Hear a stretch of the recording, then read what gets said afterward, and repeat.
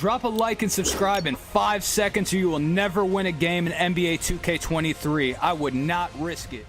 What's good, YouTube? It's your boy Vince Shizzle back with another banger. As you all know, NBA 2K23 just dropped, and that means there are going to be new metas, new jump shots, new builds, and so much more. So in today's video, I'm going to show you guys the best lock build in all of NBA 2K23.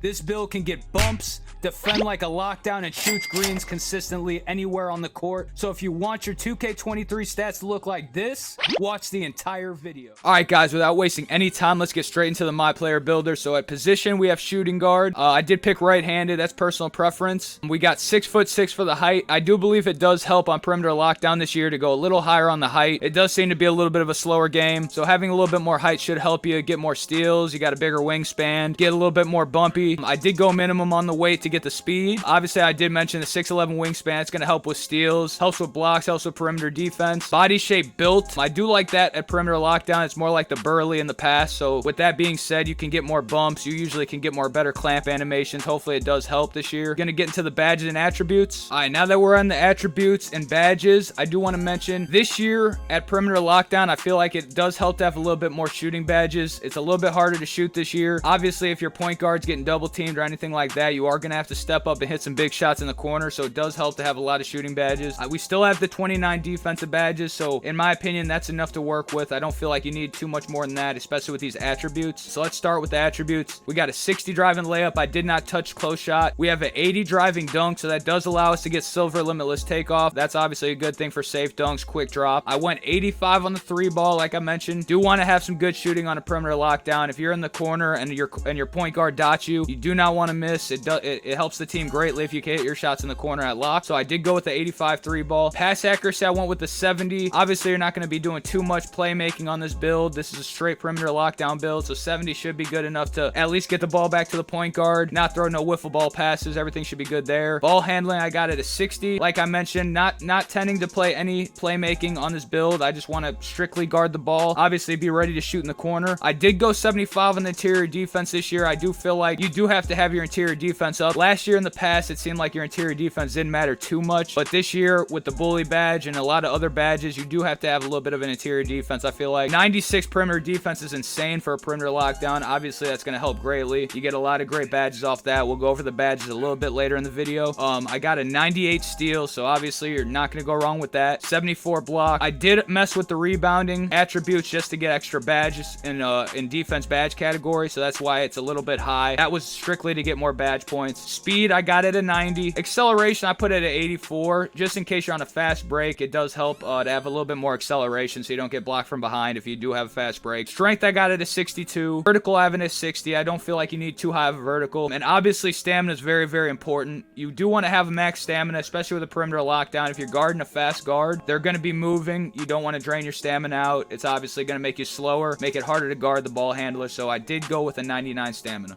Alright guys, now that we have our build created, you have the 3&D 2 guard. I did want to touch up on the badges. We're going to go to test build. We're going to max it out. Once we max it out, we get into our badges. So we have 7 finishing. Obviously, like I mentioned, it's good to have limitless takeoff on silver. That's going to get you a lot of safe dunks. Obviously, you got quick drops. We got posterizer bronze just to avoid any maybe rim outs if you try to dunk. Slithery finisher bronze. Just a couple finishing badges in case you get on a fast break. You are a perimeter lockdown. So in my opinion, you're not really looking to dunk on nobody or anything like that. You really just want to have safe dunks in case you do get in a situation where you're on a fast break and you don't get blocked from behind. Moving on to shooting. Now, this is important. On my lock, I feel like shooting badges is very, very important. It's a lot harder to shoot this year. So we got 20. Now, the main thing for me is definitely catch and shoot you want on. Green machine, you can go silver. A lot of people used bronze last year. I believe silver's more so the sweet spot this year. Corner specialist on the lock, obviously one of the most important badges. Definitely catch and shoot and corner specialist. I do like how much shooting badges you get with this, and I do like the fact that they're both gold. Catch and shoot and corner specialist. Having them both gold is going to help tremendously hit shots in the corner. You can go Deadeye silver, you go blinder silver. I prefer blinders over Deadeye in the past. As far as this year, it could be different. Then you could obviously throw on limitless range is a really good badge to have. Another good badge maybe to mess around with is Claymore, because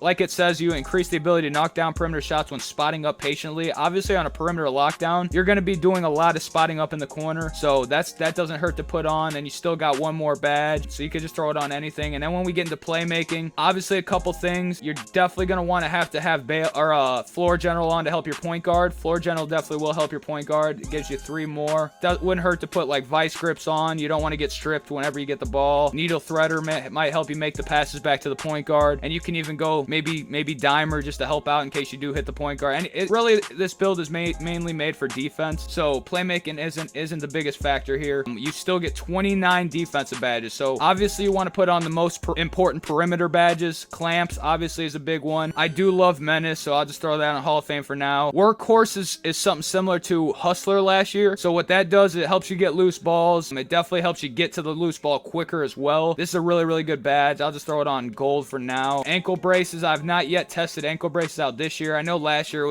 it wasn't that great of a badge. It may help this year, but obviously Challenger is very, very important. That's close to Intimidator. You want to definitely throw that on the highest tier to get the best contest. Glove is similar to Pickpocket from last year. I'll just throw that on silver. You're going to want Pick Dodger for sure at perimeter lockdown. Let's start with that on gold. Chase down on bronze has always been the move. I don't know, maybe this year you might need it a little bit higher, but let's just throw it on bronze for now. Interceptor silver should work. And then you can honestly play around with this last badge. If you feel like you need glove a little higher, you can go glove. You can throw ankle braces on silver. I do feel like in this game, silver and bronze badges are going to play more of a factor this year than ever, so it's actually a good thing to see. All right, guys, now that we have our build, one last thing I did want to touch up on. It does help to buy boosts. Obviously, if you're a perimeter lockdown, you're going to want steal boosts. Block boost may help as well. Ball handling, since you do have a low ball handle, you don't want to get stripped. That could help as well. One of the main things now on boost is going to be Gatorade. Since you're playing perimeter lockdown, you're constantly chasing the ball handler, so having Gatorade boost will not hurt at all. But that's definitely one last thing I did want to touch up on. Once again, I appreciate every single person who supports me.